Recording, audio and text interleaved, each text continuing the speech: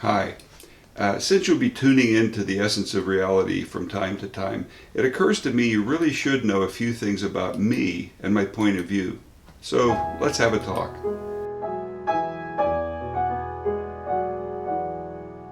The essence of reality explores how the psyche which you are creates the reality you encounter.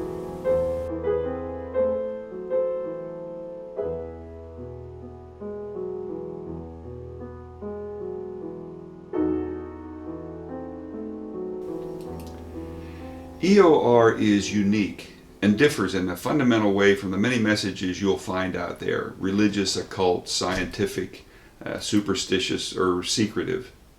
My insights certainly aren't religious and don't rely on the scientific method for either content or claimed veracity, as both of those are inherently flawed views of life.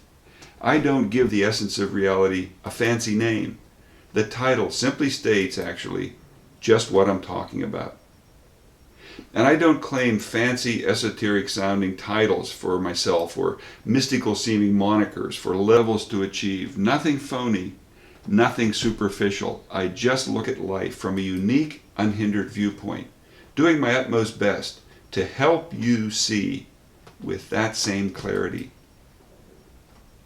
Much of mankind relies completely on knowledge, the intellect's ability to understand the world based on supposed facts it's picked up.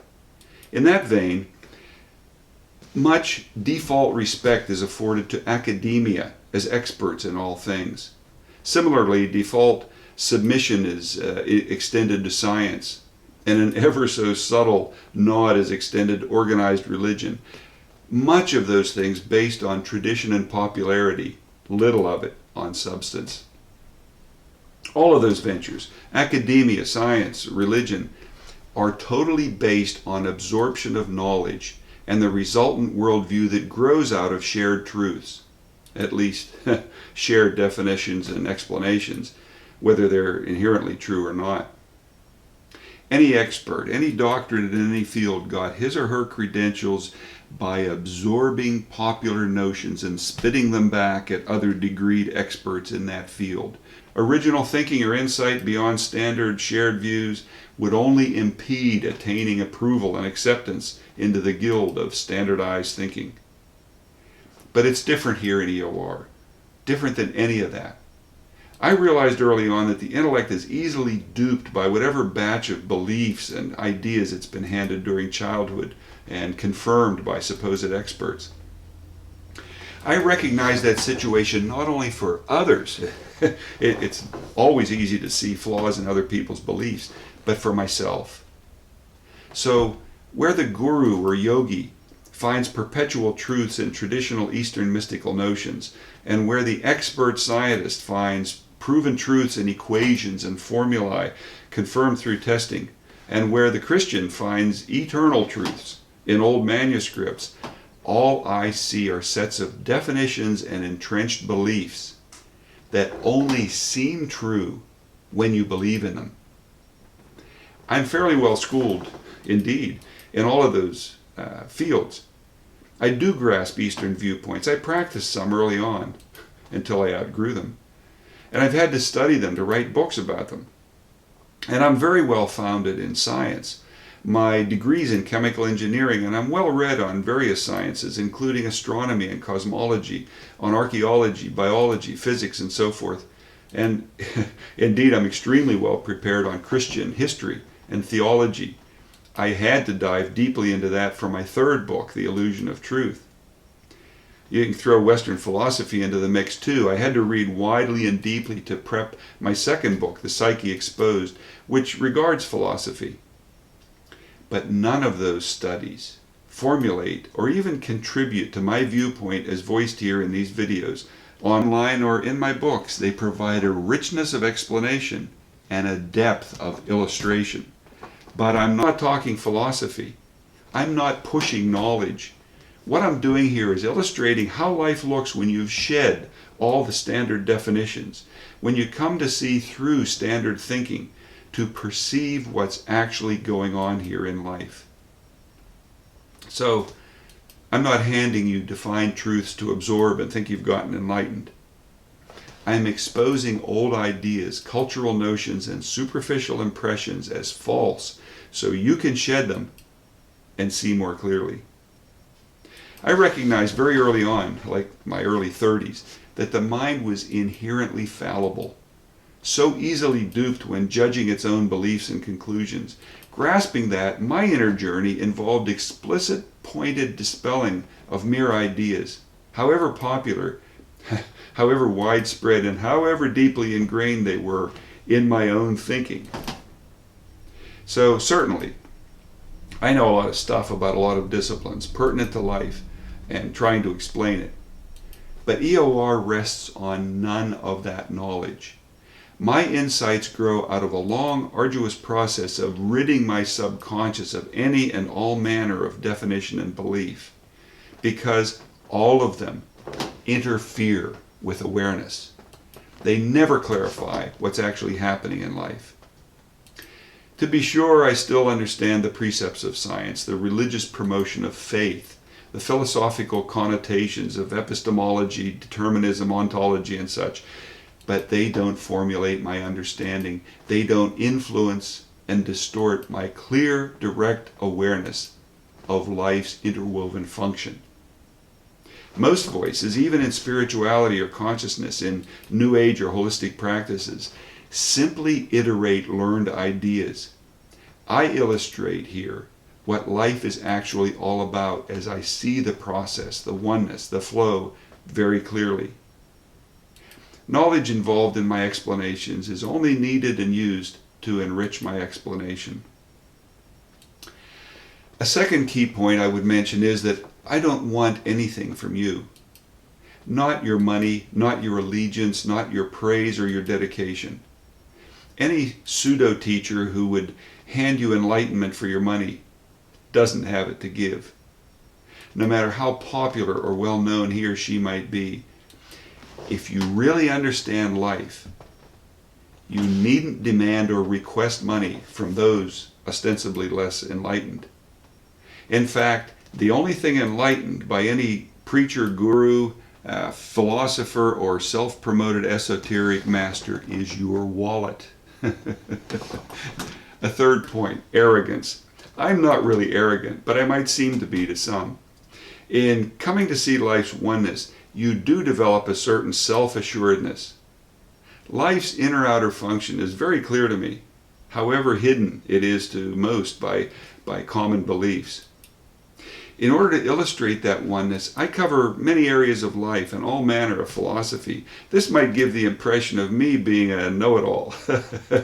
I do know a lot of pertinent stuff, and I do have a unique perspective on things, well worthy of passing along to my fellow man. So, should I act humble and acquiesce to popular ideas, observe spiritual correctness, and pay homage to old ideas? Or should I tell it like it is? Well, there's only one way for me to use my full capacity of knowledge and wisdom to leave a message for current viewers and many future seekers, and that, my approach, my technique, my self-assuredness, might sound arrogant. It's kind of like this, viewed from your angle. If I were to be wrong in some fashion, then yes, hey, I'm no better than the next blowhard evangelist, self-appointed guru, or academic expert. Were that true, you could still gain considerably by taking in any insights I offer and moving on. But if it turns out I'm actually uniquely attuned to reality's fundamental function, then I'm not arrogant, just right. Of course, again, from your angle, you have to make that judgment. Point 4, as to criticism. I'm not ever critical of ethnic groups or of people's inherent right to believe what they want, however silly and unworkable their notions might be. But I'm intimately aware of flaws in ideas whenever I hear them, insofar as they differ from how reality actually works. And I feel obliged to voice a firm critique of flawed ideas so that others can gain by the exposé. So I can be critical of ideas, very much so in some cases, but I'm never critical of people holding those ideas. Of course, people holding kooky notions can be offended or feel criticized when those ideas are exposed as phony. But that's neither my fault nor my problem. Oops, there I go, sounding arrogant again, just for explaining how it is. Oh, okay, about criticism of me. Any perspective voice that would criticize my message is formulated from a viewpoint that rides artificial beliefs and invalid definitions. People who have rid themselves of limiting beliefs and phony ideas will see exactly the same oneness and flow in life that I do. They may describe it differently according to their talents and expressiveness, but none would criticize my illustrations. So, preemptively, if someone chooses to criticize what I have to say, that person does so from a flawed standpoint. Your job would be to figure out who is right. Not wishing to sound arrogant again, it matters not to me whom you select as correct. One last point. I never ever seek followers and devotees. There should never be movements promoting a narrowist viewpoint, never an organization around my message, never a philosophy, theology, religion, or pre-formatted discipline cobbled together out of my message. All of those lead to distortion. Each individual is on a personal, unique journey toward clearer awareness, you and me included. That journey is best accomplished alone. In fact, it can only be accomplished on a customized, individualized pathway. So don't listen to others ever who would paraphrase my points, clarify my meaning, or criticize it. If that person really gets it, really perceives clearly how life works, they'll formulate their own message. They won't need to leverage mine. Well, let's see. Does that clarify everything there is to know about me? Guess not. But it's enough for now.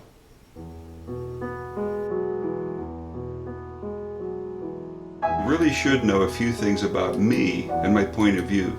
So let's have a talk. EoR is unique and differs in a fundamental way from the many messages you'll find out there. I don't give the essence of reality a fancy name, and I don't claim fancy esoteric sounding titles for myself. I realized early on that the intellect is easily duped by whatever batch of beliefs and ideas it's been handed during childhood. I recognize that situation not only for others, but for myself. I'm fairly well schooled indeed in all of those fields. Eastern viewpoints in science, Christian history and theology, and Western philosophy. But none of those studies formulate or even contribute to my viewpoint. I'm not handing you divine truths to absorb and think you've gotten enlightened. I'm exposing old ideas, cultural notions, and superficial impressions as false so you can shed them and see more clearly. I don't want anything from you. Not your money, not your allegiance, not your praise or your dedication. Any pseudo-teacher who would hand you enlightenment for your money doesn't have it to give. People who have rid themselves of limiting beliefs and phony ideas will see exactly the same oneness and flow in life that I do. I never ever seek followers and devotees. There should never be movements promoting a narrowist viewpoint, never an organization around my message, never a philosophy, theology, religion, or pre-formatted discipline cobbled together out of my message. All of those lead to distortion. Each individual is on a personal, unique journey toward clearer awareness. That journey can only be accomplished on a customized, individualized pathway.